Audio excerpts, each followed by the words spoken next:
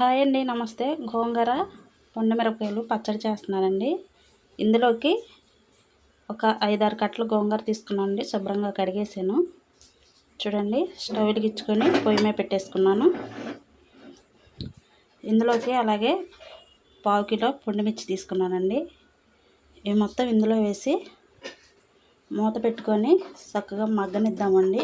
ఇందులో నేనేమి నూనె అయితే పోయట్లేదు.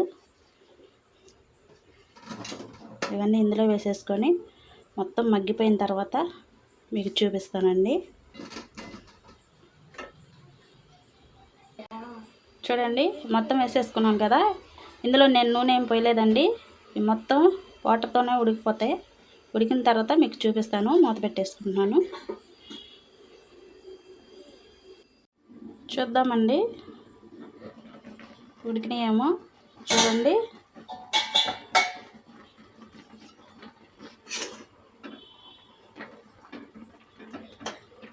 ఇంకా వాటర్ ఉన్నాయి కదండి, మొత్తం దగ్గర పడాలి, మొత్తం ఎగిరిపోవాలండి.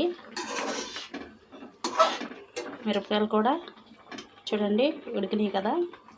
ఈ వాటర్ కూడా ఎగిరిపోయేంత వరకు ఉడకనిద్దామండి. ఈ గోంగూర పెట్టేసుకుందామండి. మొత్తం ఎగిరిన తర్వాత చూద్దామండి ఒకసారి అయిందేమో. చూడండి,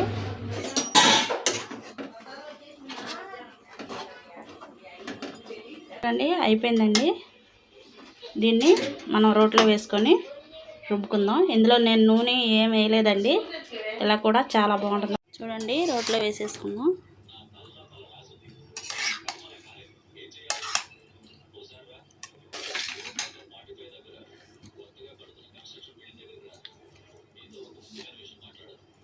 ఇందులోనే కొద్దిగా సాల్ట్ వేసుకుందాం. రోల్ అయితే చిన్నదే కదండి, 2 సార్లు రుబ్బుకుందాం.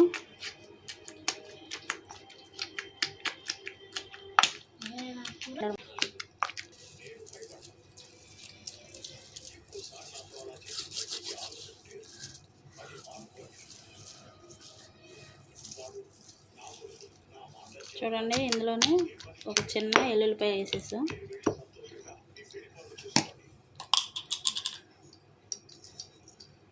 అలాగే 1 స్పూన్ జీలకర్ర కూడా మొత్తం నలగొట్టేసుకుందామండి. చూడండి, అయిపోయింది. గిన్నెలోకి అయితే తీసేసుకుందాం.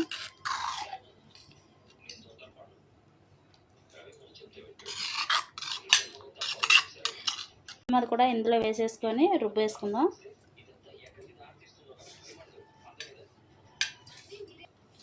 చూడండి,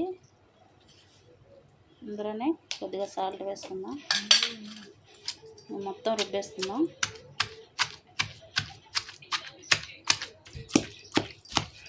చూడండి, ఒకసారి కలిపేసుకుందాం మొత్తం.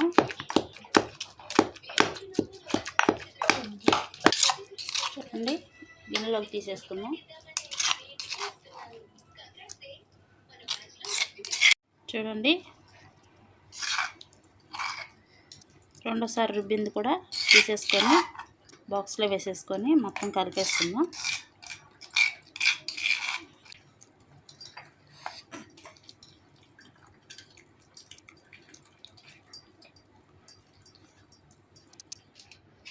చూడండి, ఇందులోకి ఒక ఉల్లిపాయ సన్నగా కోసుకొని పచ్చట్లో వేసుకున్నామండి. రుబ్బుకో అవసరంలో ఉల్లిపాయ ఇలా వేసుకుంటే బాగుంటుంది. ఈ చట్నీలోకి ఇడ్లీ కాంబినేషన్ అండి. ఇప్పుడే వేసాను వేడి వేడి ఇడ్లీ.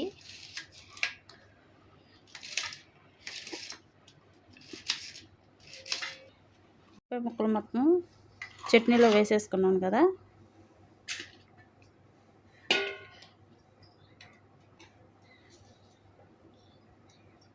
వేసానండి. ఇడ్లీ వేడి వేడిగా ఉంది. ఈ చట్నీ ఇడ్లీలో వేసుకొని తింటే చాలా బాగుంటుంది. వేసుకున్నాం కదండి చట్నీలో, మొత్తం ఒకసారి కలిపేసుకుందాం.